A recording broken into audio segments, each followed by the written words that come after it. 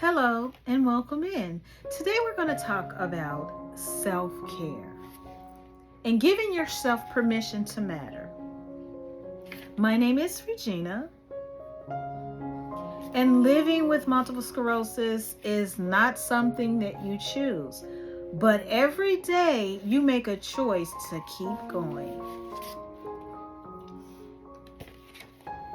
You choose to get out of bed when your body is tired. You choose to keep believing when the future feels uncertain. You choose to keep fighting when no one else sees the battle you are facing. This is why today I want to talk about something that often gets overlooked: self-care. When many people hear the word self-care, they think about bubble baths, candles, vacation, or spa days. While those things can be wonderful, self-care is much deeper than that. But I want to put a pin in that for a minute. As living with MS, a lot of us have mobility issues, and self-care and bubble baths might not be the best idea, because I see getting in a tub, this is what I envision, getting in a tub and having to have someone help you get out of the tub, which could be stressful. So that self-care time just went down the drain. But anyway. So, self-care is giving yourself permission to matter. Self-care is listening to your body when it says, I need rest. Self-caring is saying no without feeling guilty. Now, saying no without feeling guilty is something that I had to become accustomed to, because in the past, I was a person that held the family functions, that did a lot for the family. So I had to learn to say no for myself and for my health, because I couldn't do it all anymore. And it had to be okay. And I couldn't feel guilty about it. So self-care is taking your medication, attending your appointments, and asking for help when you need it. Now, a lot of us know that asking for help when we need it is one of the most hardest things that we deal with, is asking for help when needed. But just know that it is okay, and that's part of your self-care, is to get the help when you need it. And self-care is protecting your peace, no matter who it is. If someone is not protecting your peace, you're going to have to be okay with letting them go, because stress and MS do not get along together. And if you're stressed out, you end up having a flare. You can end up in a hospital. You can end up falling. There's a lot of things can happen if you don't protect your peace. Many of us spend so much time caring for others that we forget to care for ourselves. We take care of our spouses, our children, parents, friends, co-workers, and even sometimes church members. We pour into everyone else's cup while ours become empty. But you cannot pour from an empty cup. One of the greatest lessons MS has taught many of us is that rest is not weakness. Rest is necessary. Taking a break does not mean you are quitting. Asking for help does not mean you failed. Slowing down does not mean you are lazy. And that's another thing. A lot of people, we say it to ourselves, oh, I'm just being lazy today. No, your body is saying rest, and you have to be okay with resting. Let your body dictate what you need to do for that day, not the other way around. It means you are honoring your body and respecting your limits. I want each of you to remember this. You are not your diagnosis. You are not your symptoms. You are not your bad days. You are a person who has value, purpose, and worth.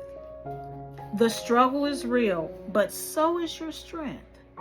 You have survived every difficult day that has come your way. You have faced challenges that many people will never fully understand. Yet, you are still here. That makes you a warrior. So, I encourage you to give yourself some kindness, some patience, and some grace that you give others. The same grace that you give others, give it to yourself. Take care of your mind, take care of your body, take care of your spirit. And remember that self-care is not selfish, it's essential. So I want to thank you for allowing me to spend this time with you all today.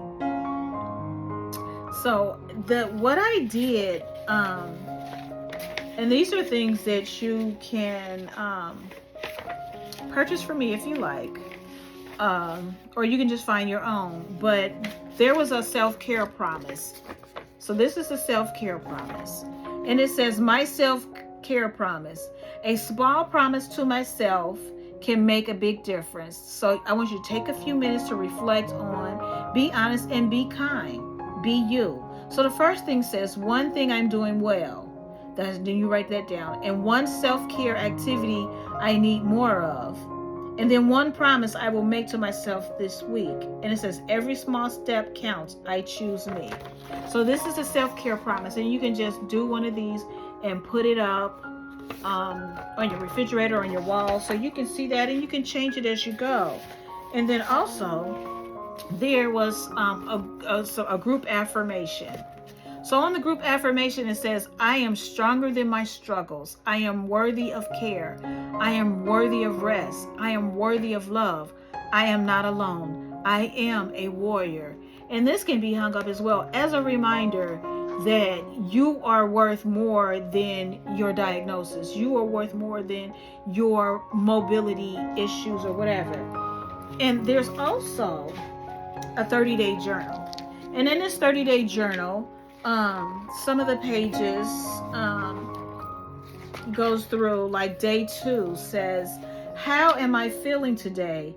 No filter.